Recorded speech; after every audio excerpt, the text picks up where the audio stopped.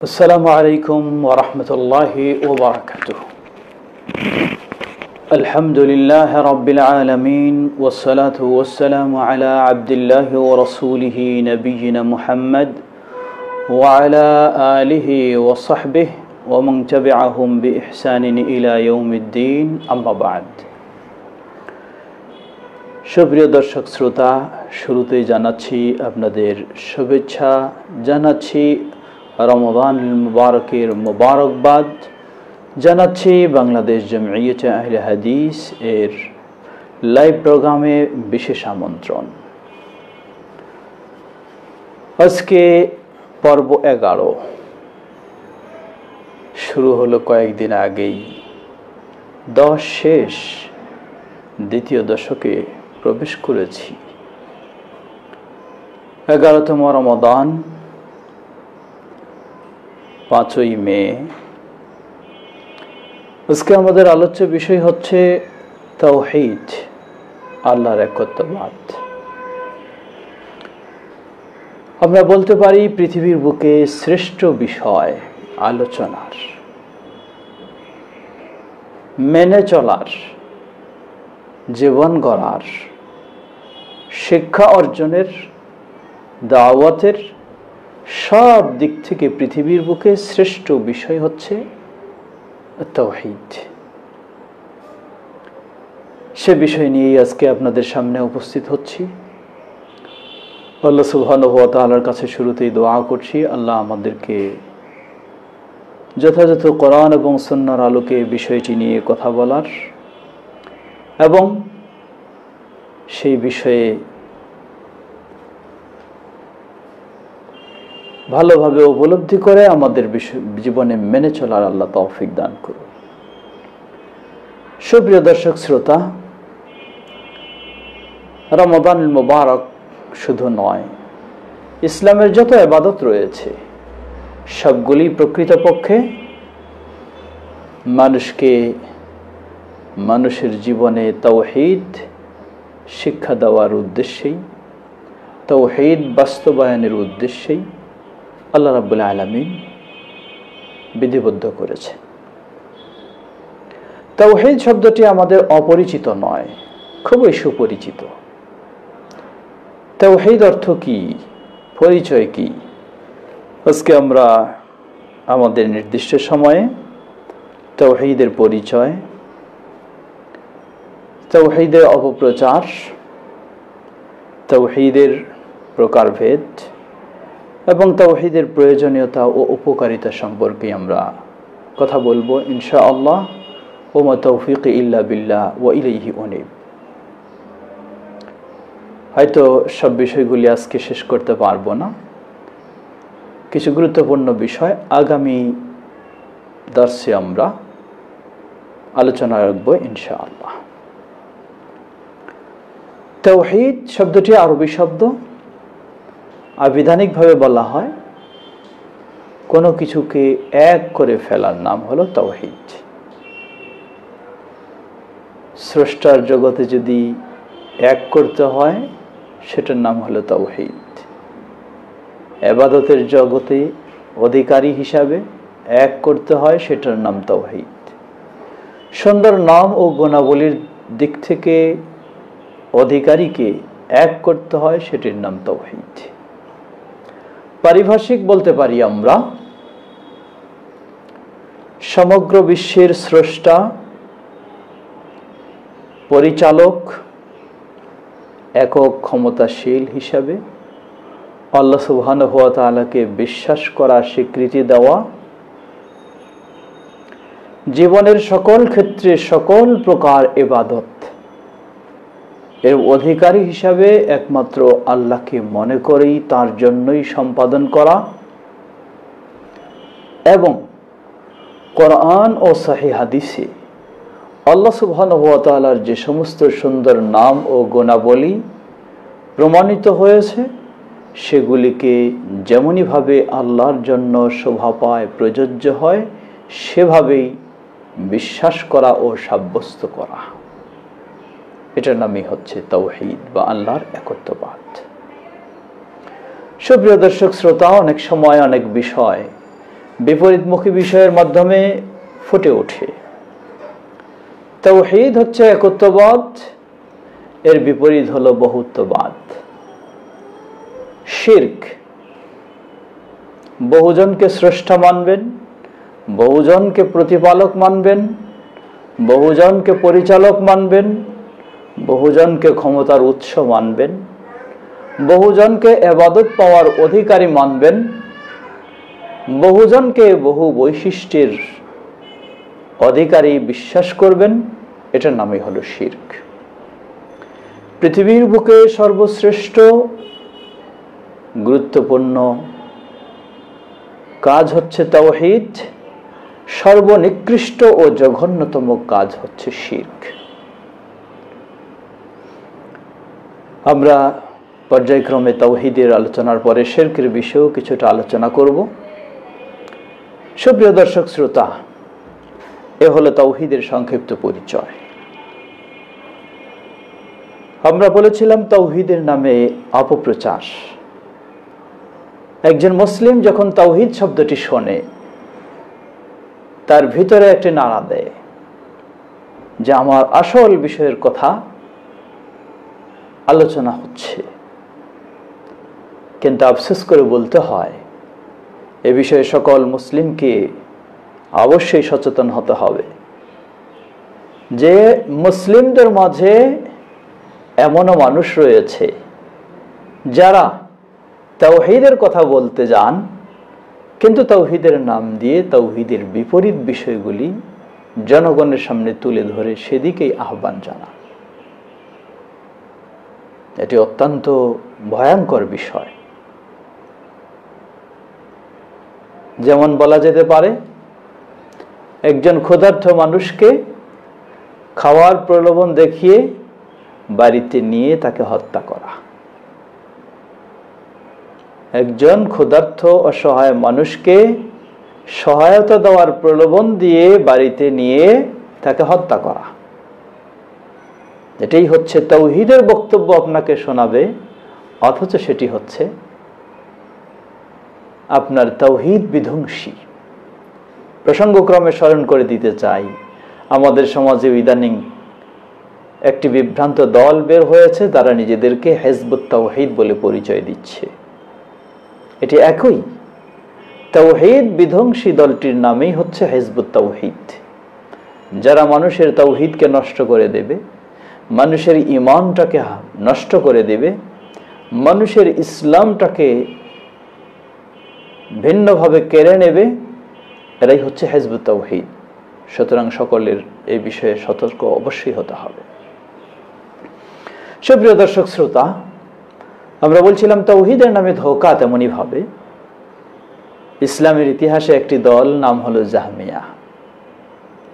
তারাও তাওহীদের আলোচনা করবে, কিন্তু তাদের তাওহীদ দ্বারা উদ্দেশ্য হলো আল্লাহ সুবহানাহু ওয়া তাআলাকে নিরাকার বলে সাব্যস্ত করা, আল্লাহ সুবহানাহু ওয়া তাআলার নাম ও গুণাবলী বৈশিষ্ট্য সবগুলিকে অস্বীকার করা। এটা হলো তাদের তাওহীদ দ্বারা উদ্দেশ্য। তারা বলে যে তাওহীদ শুধু বিবেকে, ব্রেনে একটা ধারণা থাকবে যে আল্লাহ আছেন, এটাই আল্লাহর তাওহীদ, আর কিছু নয়। লা হাওলা ওয়ালা কুওয়াতা ইল্লা বিল্লাহ। আরেক শ্রেণী সুফিবাদের চরমপন্থী যারা, তাদের কাছে তাওহীদ হলো ওয়াহদাতুল ওজুদ। এর ব্যাখ্যা বিভিন্ন রকম, সেদিকে আমরা অত ডিটেলস যাচ্ছি না।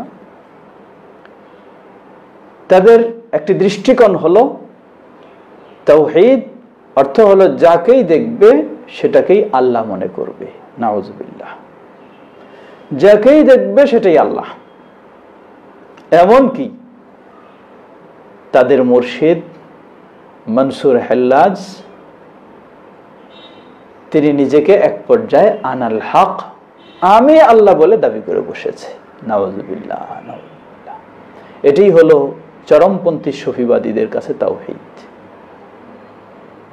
এইসব মানুষেরা আপনার সামনে তাওহীদের বক্তব্য দিবে, আপনি ভাববেন যে আমার আসল বিষয় নিয়েই কথা বলছে, সবচেয়ে গুরুত্বপূর্ণ বিষয় নিয়ে। বাস্তবে আপনার আসল বিষয়টাকে কোরবানি করে দিচ্ছে।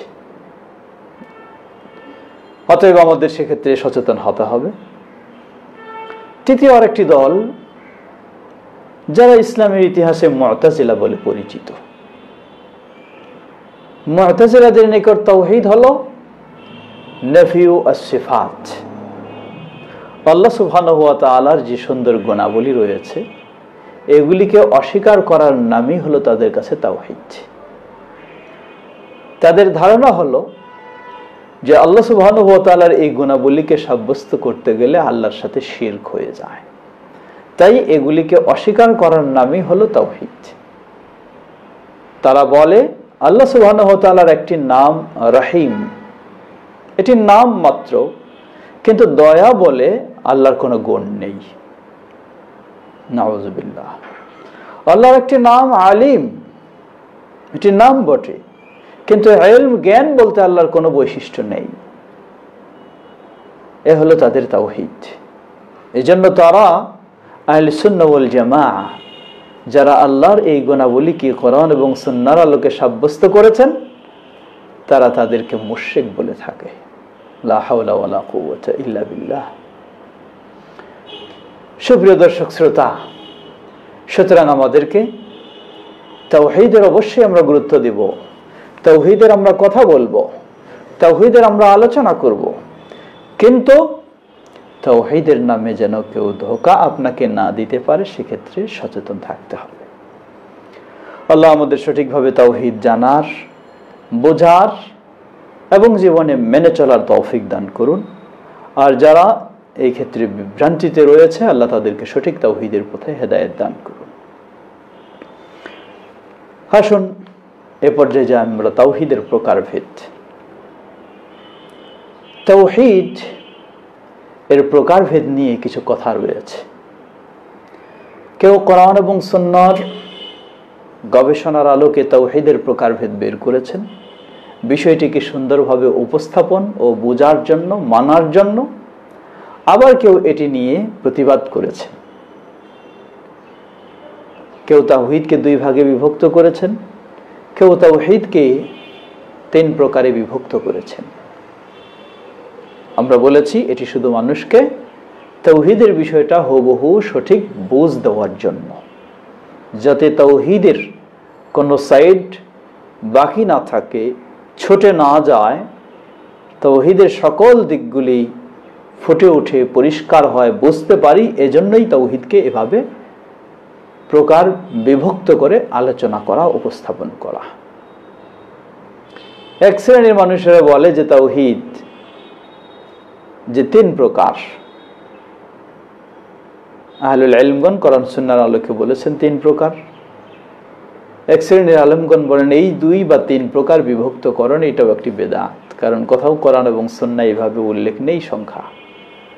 আমরা বলবো যে তাদের এই কথাটা না বোঝার কারণে তারা বলেন, কোরআন এবং সুন্নাহকে উপলব্ধি না করার কারণেই তারা এভাবে বলছে। আমরা যদি কোরআনুল কারীম লক্ষ্য করি তাহলে দেখা যাবে যে এই তাওহীদের বিভক্তিগুলি কোরআন সুন্নায় স্পষ্টভাবে প্রমাণিত হয়।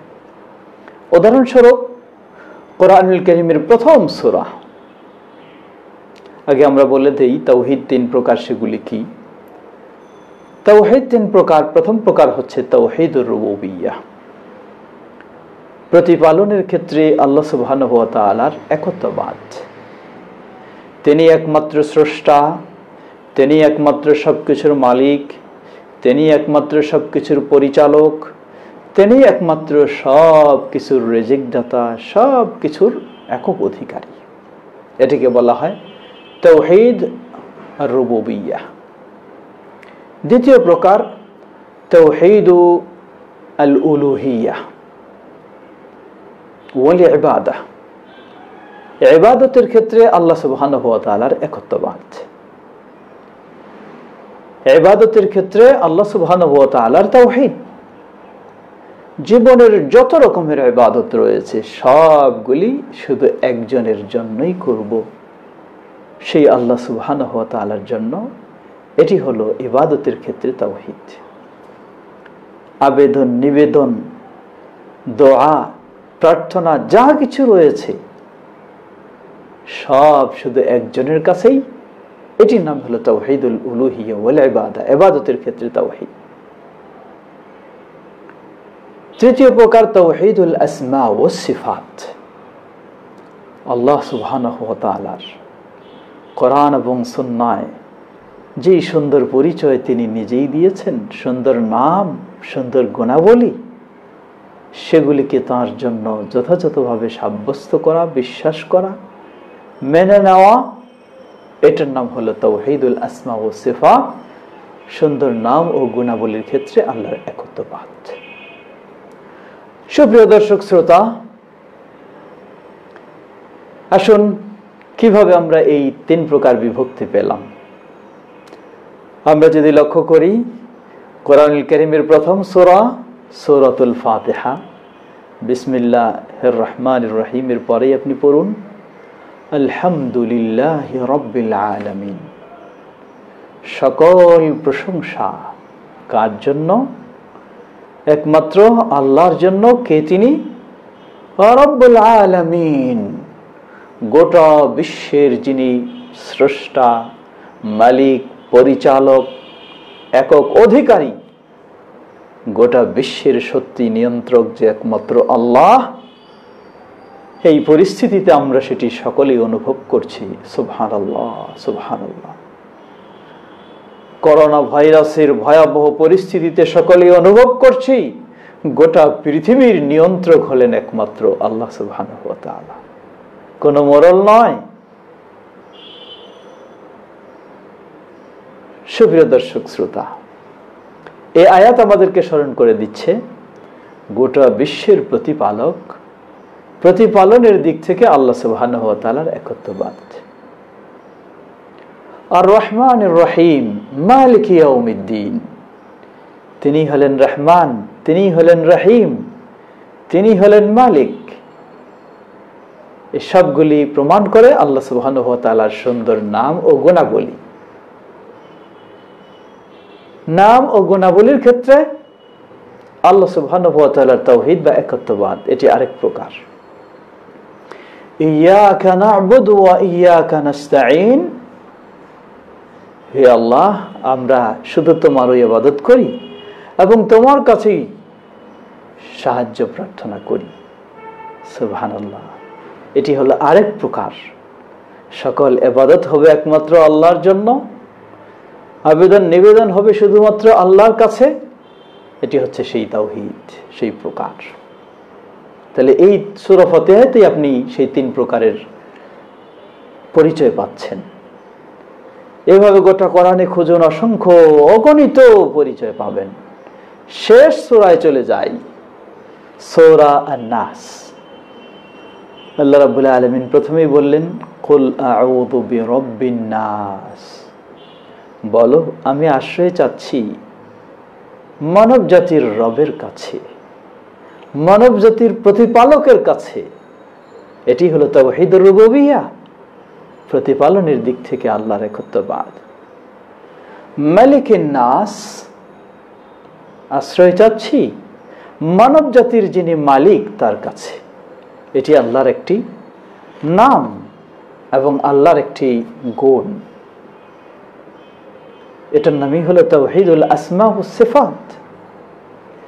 ইলাহিন নাস, আমি আশ্রয় চাচ্ছি গোটা মানব জাতির যিনি ইলাহ, গোটা মানব জাতির যিনি মাবুদ, গোটা মানব জাতির যিনি ইবাদত পাওয়ার একমাত্র যোগ্য অধিকারী। সুবহানাল্লাহ, এটা হলো তাওহীদুল উলুহিয়্যা ওয়াল ইবাদা, ইবাদতের ক্ষেত্রে আল্লাহর একত্ববাদ। সুপ্রিয় দর্শক শ্রোতা, যারা এইভাবে কোরআনকে গবেষণা করার সুযোগ পাননি, পড়ার বোঝার সুযোগ পাননি, তারাই এগুলি প্রতিবাদ করে থাকেন, অস্বীকার করে থাকেন। সত্যি কোরআন সুন্নাহ আমাদেরকে বলে দিচ্ছে আল্লাহ সুবহানাহু ওয়া তাআলার তাওহীদ, যে তাওহীদ হলো তিন প্রকার। সুপ্রিয় দর্শক শ্রোতা, আমাদের এক ভাই জিজ্ঞাসা করেছেন, এ হলো কোরআন থেকে, হাদিস থেকেও বলুন। হাদিস থেকেও সেম একইভাবে এসেছে। আমরা খুব সহজেই বলবো, বিস্তারিত কেউ আরো জানতে চাইলে ইমাম আল বুখারী রাহিমাহুল্লাহ সহিহুল বুখারী এর সর্বশেষ যে পর্ব কিতাবুত তাওহীদ ওয়ার রাদ্দ আলাল জাহমিয়া ওয়া গায়রিহিম, সেটি পড়ে দেখলে আপনি সেগুলি দলিল অসংখ্য পাবেন। সময়ের স্বল্পতায় আমরা সেদিকে আর যেতে পারছি না। আসুন, তাওহীদকে ভালোভাবে উপলব্ধি করার জন্য তাওহীদকে এভাবেই বিভক্ত করা হয়। আমরা তাওহীদ রুবুবিয়্যাহ সহজেই বুঝতেছি। স্রষ্টা হিসাবে, রিজিকদাতা হিসাবে, সুস্থ রাখা হিসাবে, জীবন মরণের সব কিছুর মালিক হিসাবে, সব কিছুর পরিচালক হিসাবে একমাত্র আল্লাহকেই মনে করবেন। এই যে করোনা ভাইরাসে আমরা রোগ ছোঁয়াচে কি না এই নিয়ে একটা দ্বিধাদ্বন্দ্বে রয়েছি। আমরা বলি সব সময় যে রোগ ছোঁয়াচে দ্বারা যদি এটা উদ্দেশ্য হয় যে এই রোগটা নিজেই আরেকজনকে রোগী বানানোর ক্ষমতা রাখে, তাহলে এটি ইসলামের বিশ্বাস নয়। লা আদওয়া ওয়ালা তায়ারাতা ফিল ইসলাম, ইসলামে এই ধরনের চিন্তা ভাবনার সুযোগ নেই। একজন মানুষকে রোগী বানাতে পারে এবং রোগ থেকে মুক্ত করতে পারে একমাত্র আল্লাহ সুবহানাহু ওয়া তাআলা। এটার নামই হলো তাওহীদ রুবুবিয়্যাহ। আল্লাহ রাব্বুল আলামিন কাউকে রোগী বানাতে পারেন, রোগীর সংস্পর্শে আসার মাধ্যমেও, আবার রোগীর সংস্পর্শ ছাড়াও। আমাদের দেশেও দেখবেন অনেকজনে করোনায় আক্রান্ত হয়েছে। খুঁজে দেখুন, তথ্য দেখুন, সেখানে কোনো করোনা রোগী আসেনি তার কাছে, তিনি কারো সংস্পর্শে যাননি, তবু তিনি এই রোগে আক্রান্ত হয়ে গেছেন। তাহলে কি প্রমাণ? প্রমাণ এটাই, আল্লাহ সুবহানাহু ওয়া তাআলা তাকে রোগী করেছেন। তাওহীদুর রুবুবিয়্যাহ গোটা বিশ্বের বিধানদাতা পরিচালনার জন্য, এটি হলো তাওহীদুর রুবুবিয়্যাহর বিষয়। যিনি স্রষ্টা, আলা লাহুল খালকু ওয়াল আমর, যিনি সৃষ্টি করেন তিনিই তো বিধান দিতে পারেন। আমরা এই কম্পিউটার কিভাবে চলবে না চলবে এই নীতিমালা কে দিবেন? আমি? আপনি? না, কখনো সম্ভব নয়। যিনি এই কম্পিউটারটা আবিষ্কার করলেন তিনি এর নীতিমালা দিবেন। তো মানব জাতিকে, গোটা বিশ্বকে সৃষ্টি করলেন আল্লাহ সুবহানাহু ওয়া তাআলা। কিভাবে এই বিশ্ব সুন্দরভাবে চলবে, মানুষেরা নিরাপদে চলবে, এর বিধিবিধান তো দিবেন তিনি। এটি হলো আলা লাহুল খালকু ওয়াল আমর, বিধান সৃষ্টি যার, বিধান তার। এটাই তাওহীদ রুবুবিয়্যাহ।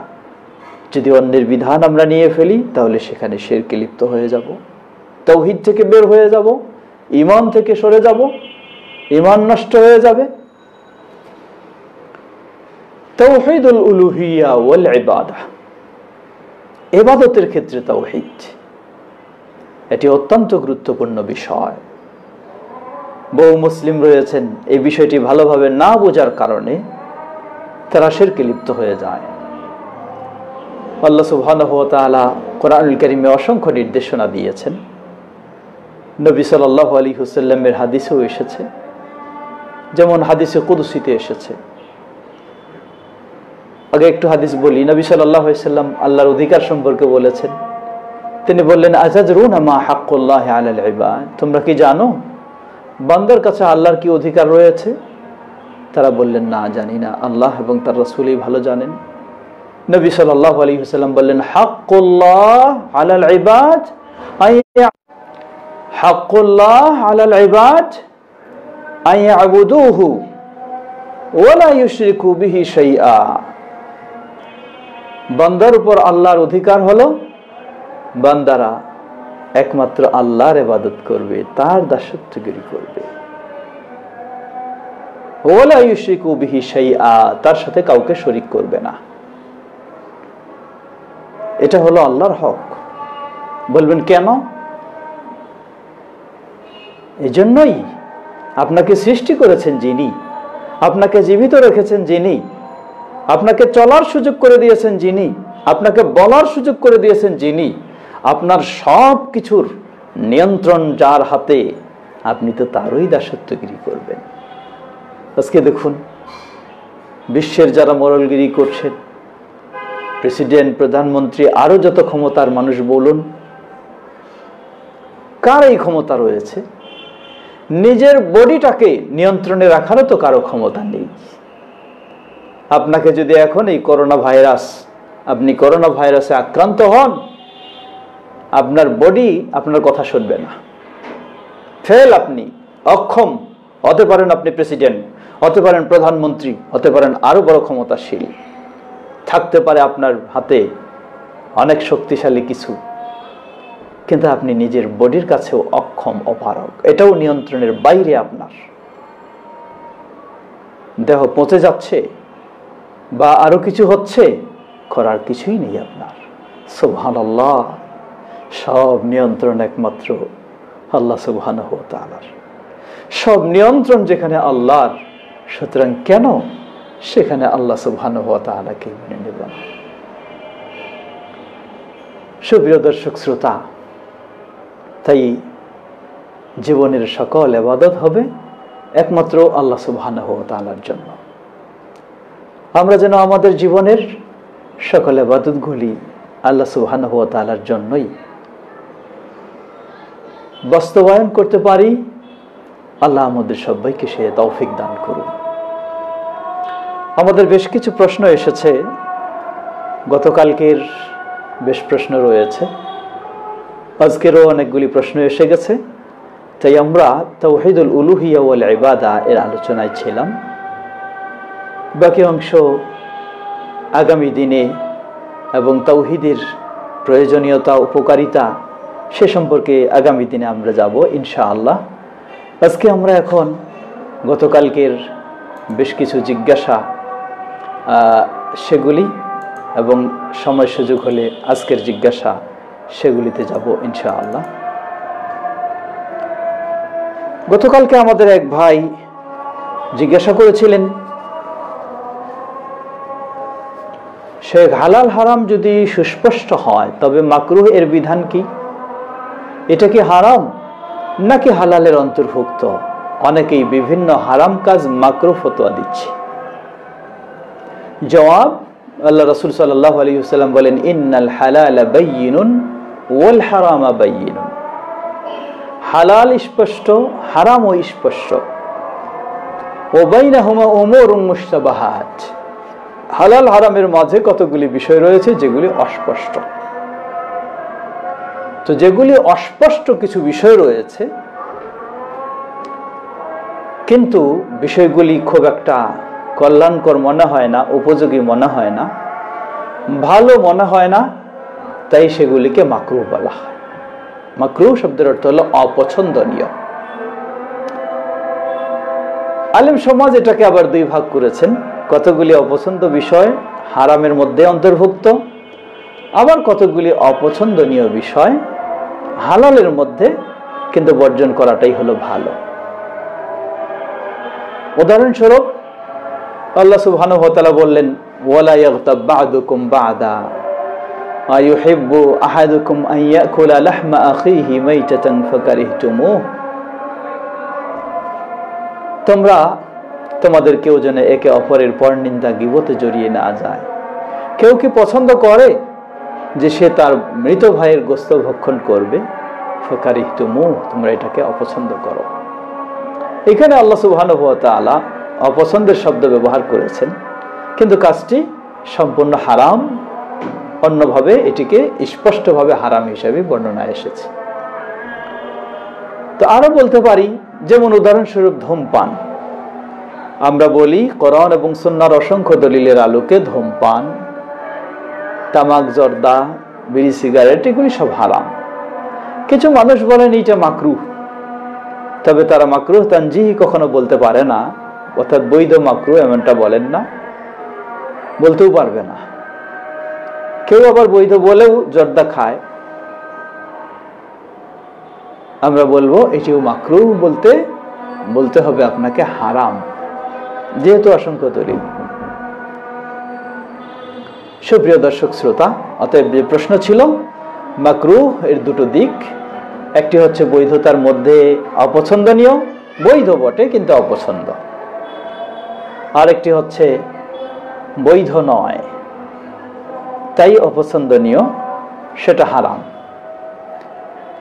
দ্বিতীয় প্রশ্ন করেছেন আমাদের ভাই শাহাদাত, তিনি বলেছেন ওয়ালাইকুম আসসালাম রহমতুল্লাহ বারাকাতু, কোন কোন মসজিদে দেখা যায় ইমাম ফরজ সালাতে সূরা বাকারার, এটা গতদিনকে আমরা জবাব দিয়েছি। আরেক ভাই প্রশ্ন করেছেন সাল্লু কামা রাআইতুমুনি উসাল্লি, কালকে আমরা সালাত বিষয়ে আলোচনা করেছিলাম। সাল্লু কামা রাআইতুমুনি উসাল্লি, আমাদের প্রশ্ন করেছেন ভাই মোহাম্মদ নাইমুল হোসাইন চৌধুরী, যে হাদিসটির অর্থ হলো রাসূল সাল্লাল্লাহু আলাইহি ওয়াসাল্লাম বলেছেন তোমরা সেভাবে সালাত আদায় করো যেভাবে আমাকে আদায় করতে দেখেছ। তাহলে রাসূল সাল্লাল্লাহু আলাইহি ওয়াসাল্লাম যেভাবে সালাত আদায় করতেন আমরা বেশিরভাগই সেভাবে করি না, আমাদের কি উপায় হবে? জবাব, রাসূল সাল্লাল্লাহু আলাইহি ওয়াসাল্লাম যেভাবে করতে বলেছেন সেভাবে যদি আমরা না করি উপায় কি হবে?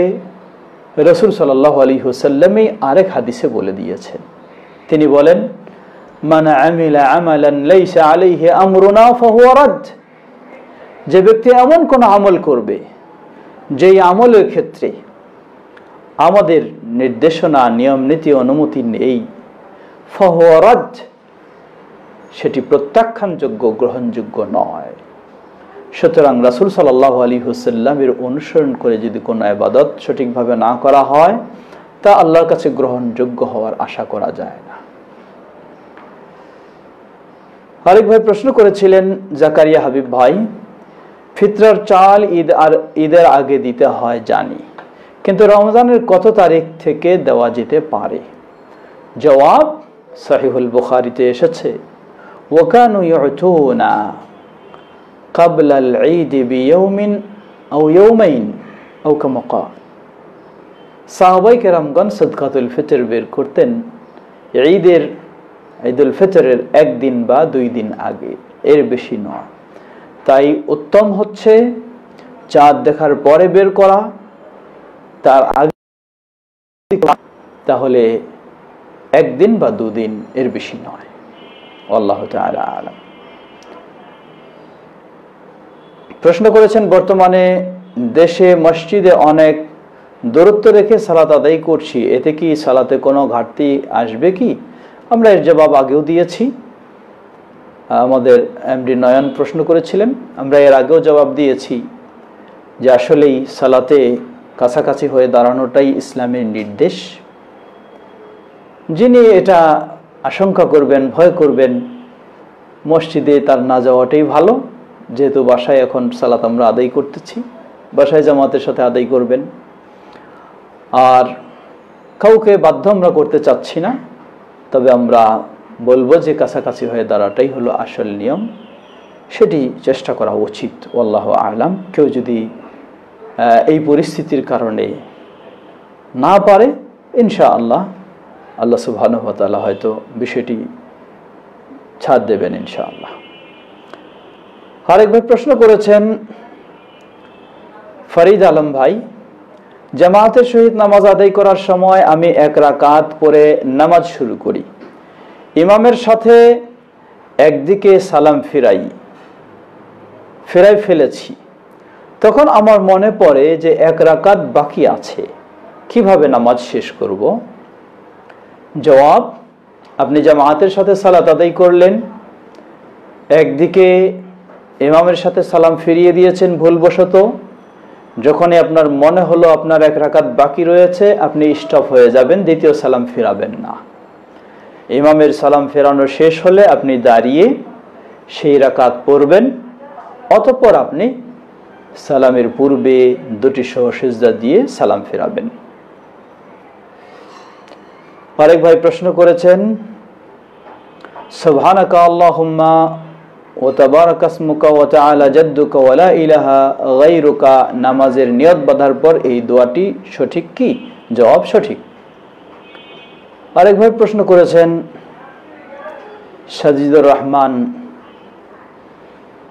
তিনি বলছেন হানাফি মাযহাবের কিছু আলেম বলেন নাসিরউদ্দিন আলবানী নাকি ইমাম বুখারীকে অমুসলিম বলেছে, এ ব্যাপারে জানতে চাই। আমরা গতকালকে বলেছি এটি একটি মিথ্যা অপবাদ ছাড়া কিছুই নয়।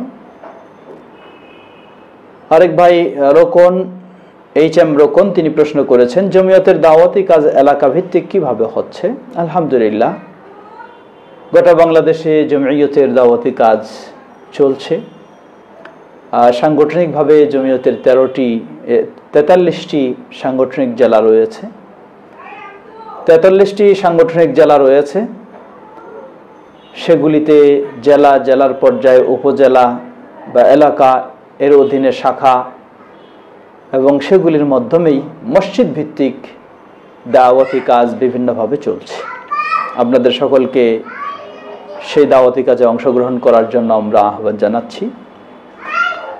আরেকবার প্রশ্ন করেছেন সাহসিজদা কি তাশাহুদ দরুদ দোয়ায়ে মাসুরা পাঠ করার পরে একদিকে সালাম ফেরায় তারপরে দেব, নাকি সালাম ফেরানো ছাড়া দিতে হবে? সাহসিজদা দুই ধরনেরই নবী সাল্লাল্লাহু আলাইহি ওয়াসাল্লাম থেকে প্রমাণিত। বিশেষ করে যদি সালাতের ত্রুটিটা কম জনিত কারণে হয়ে থাকে, তাহলে সালাম ফেরানোর পূর্বেই দুটি সহসিজদা দিয়ে তাশাহুদ দরুদ সব পড়ে দুটি সহসিজদা দিয়ে তারপর আপনি সালাম ফেরাবেন। আর যদি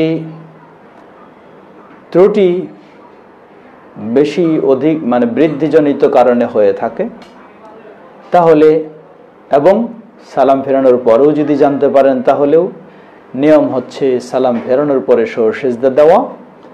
আপনি তাশাহুদ দরুদ সব কিছু পড়ে দুই পাশেই সালাম ফেরাবেন, অতঃপর দুটি সহসিজদা দিয়ে তারপরেই আর কোনো তাশাহুদ দরুদ না পড়ে আপনি দুই পাশে সালাম ফেরাবেন।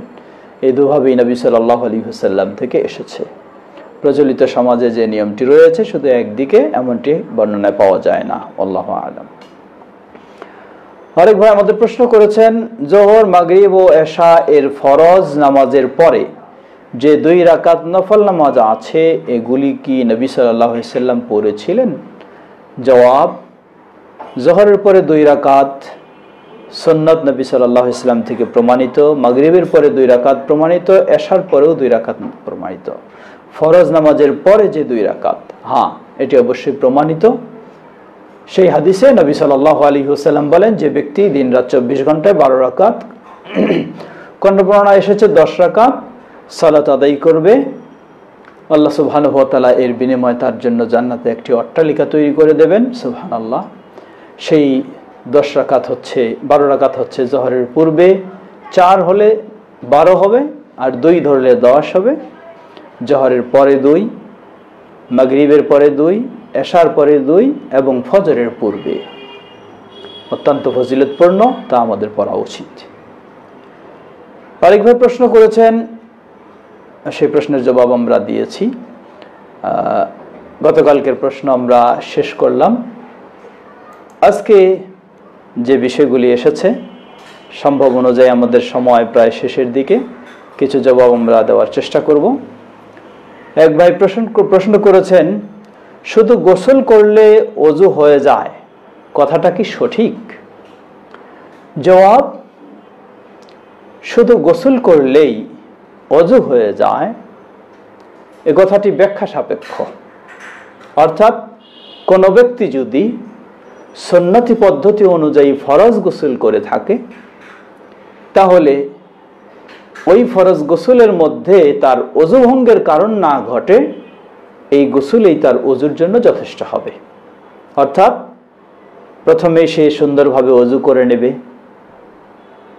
ওযু করার পর সমস্ত শরীর পানি ঢেলে গোসল করবে, কিন্তু গোসলের সময় কোনো ওযু ভঙ্গের কারণ ঘটবে না। মনে রাখবেন, ওযু ভঙ্গের একটি কারণ হলো কোনো আড়াল ছাড়া সরাসরি লজ্জাস্থানে হাত দিয়ে স্পর্শ হওয়া, এটি হলো ওযু ভঙ্গের কারণ।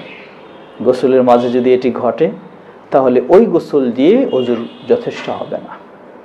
আর এ ধরনের যদি না হয়, তাহলে আপনার সেটাই ওযুর জন্য যথেষ্ট হবে। আপনি এই গোসলের পরেই সালাত আদায় করতে পারবেন, অসুবিধা নেই।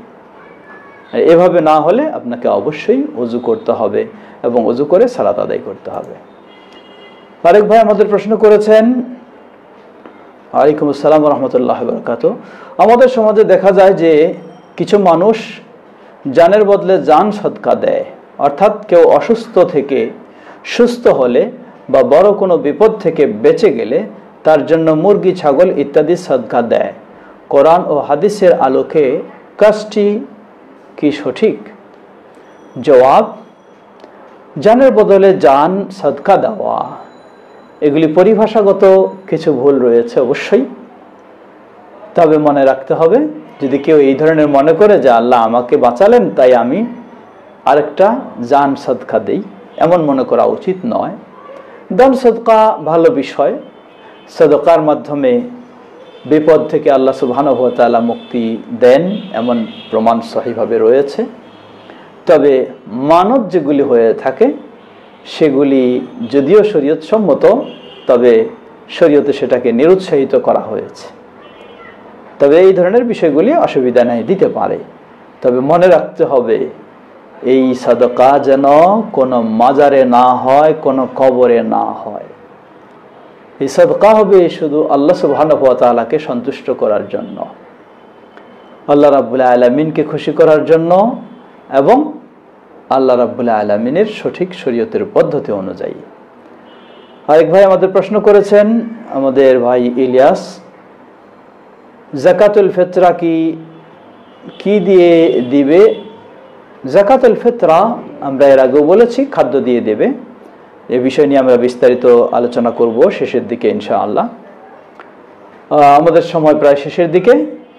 সর্বশেষ প্রশ্ন, আমাদের ভাই প্রশ্ন করেছেন, মসজিদের মাইকে কি গ্রামে আগুন লাগার খবর প্রচার করা যাবে? কতগুলি বিষয় বিবেচনা করতে হয়। গ্রামে আগুন লাগালে মসজিদের মাইকে যদি মানুষকে সহযোগিতার জন্য এগিয়ে আসার আহ্বান জানানো হয়, এটা আসলে ফতোয়ার অনেক সময় প্রয়োজন হয় না। অনেকগুলি বিষয় রয়েছে মসজিদের মাইক দিয়ে সেগুলি করা উচিত নয়, যেগুলি সমাজে কিছু কিছু হয়ে থাকে। কিন্তু এই যে প্রশ্ন করেছেন এটাতে অসুবিধা নেই, আল্লাহু তাআলা আলাম। ভয়াবহ বিপদের সময় বিকল্প হতেই পারে। প্রশ্ন করেছেন আমাদের ভাই যে আপনার সালাত সম্পর্কিত বই কবে পাবো? সালাতের বই আপনি পাবেন, সেটি আল খায়র পাবলিকেশনস থেকে সংগ্রহ করে নিতে পারবেন, বিভিন্ন জায়গায় পাওয়া যায়। জাযাকুমুল্লাহ খায়র। আজকে আমরা সর্বশেষ এই প্রশ্ন, ফজরের আজানের আগে কি সুন্নত পড়া যাবে কি? জবাব, না। ফজরের আজান যদি ফজরের জাস্ট সময়ে দেওয়া হয় তাহলে সেই আজানের আগে সুন্নত পড়া যাবে না, সেই সুন্নতের জন্যও আপনাকে সময় হতে হবে। আল্লাহু তাআলা আলাম। আজকে আমরা এখানেই শেষ করছি। এতক্ষণ যাবত যে কথাগুলি আমরা শুনেছি সেগুলি যেন ভালোভাবে উপলব্ধি করে আমাদের জীবনে মেনে চলতে পারি, আল্লাহ আমাদের সেই তৌফিক দান করুন। আর যে প্রশ্নগুলি আজকে আমরা দিতে পারিনি, আগামীকালকে দেব সেগুলির জবাব ইনশাআল্লাহ। আল্লাহ আমাদের সবাইকে তার দিন ভালোভাবে মেনে চলার এবং দিনের পথে চলার, বিশেষ করে যে বিষয়ে আজকে আমরা সংক্ষিপ্ত আলোচনা শুনেছি তাওহীদ, সেই তাওহীদের বিষয়ে যেন আমরা ভালোভাবে আমাদের জীবনে শিক্ষা অর্জন করে তাওহীদের উপরে প্রতিষ্ঠিত হতে পারি, সকল প্রকার শিরক থেকে মুক্ত হতে পারি। আল্লাহ আমাদের সবাইকে সে তৌফিক দান করুন।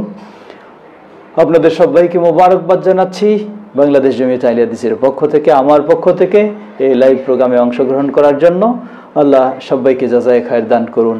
এই প্রোগ্রাম, এই আলোচনাগুলি আরও সকলের মাঝে বিস্তার ঘটার প্রচার করার জন্য আপনাদের সবাইকে আহ্বান জানাচ্ছি। আল্লাহ আমাদের সবাইকে ভালো কাজে ভূমিকা রাখার তৌফিক দান করুন। আমাদের মাঝে উপস্থিত অনুপস্থিত যারা অসুস্থ রয়েছেন সকলকে আল্লাহ পরিপূর্ণ সুস্থতা দান করুন। যারা বিপদগ্রস্ত আল্লাহ তাদেরকে বিপদ থেকে মুক্তি দান করুন। যারা দুনিয়া থেকে বিদায় নিয়ে চলে গেছেন আমাদের প্রিয়জন, বাবা মা, ভাই বোন, হে আল্লাহ তাদের ভুল ত্রুটি ক্ষমা করে তাদেরকে জান্নাতুল ফেরদাউস নসিব করুন। আর আমরা যেন দিনের উপরে থাকতে পারি, এই মহামারী বিপদ থেকে আল্লাহ আমাদেরকে রক্ষা করুন, আমাদের দেশকে রক্ষা করুন। ওয়া আখিরু দাওয়ানা আলহামদুলিল্লাহ রাব্বিল আলামিন। সুবহানাকা আল্লাহুম্মা ওয়া বিহামদিকা আশহাদু আল্লা ইলাহা ইল্লা আনতা আস্তাগফিরুকা ওয়া আতুবু ইলাইক। ওয়াসসালামু আলাইকুম ওয়া রাহমাতুল্লাহি ওয়া বারাকাতুহু।